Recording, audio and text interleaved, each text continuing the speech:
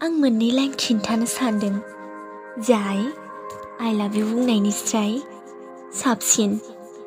मानसिफोरनि थाखाय जोबोर गोरलै आइ लाभ इउ बुंनानै गावनि मोजां मोननायखौ फोरमायथिना लानो थाखाय।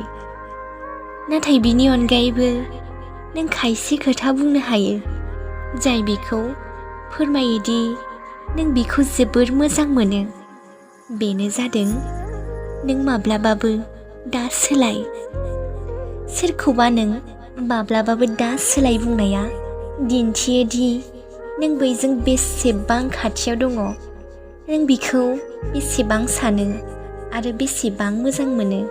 दानिया नोंथांमोना टेस्टिं खालामदो गावबा गावनि क्रासफोरजों। जुदि नोंथांमोना आंनि शायरि आरो बायदिसिना भिडिअखौ नायनो गोसोबा साबस्क्राइब खालामदो आरो लोगोसे लाइक, शेयार आरो खाथियाव थानाय बेल आइकनखौ थुनो दा बावगार। मानोना गिबियावनो जेब्ला आं भिडिअखौ आपल'ड होयो अब्लानो नोंथांमोननिसिम थाबैनो सौहैनाय बायदि।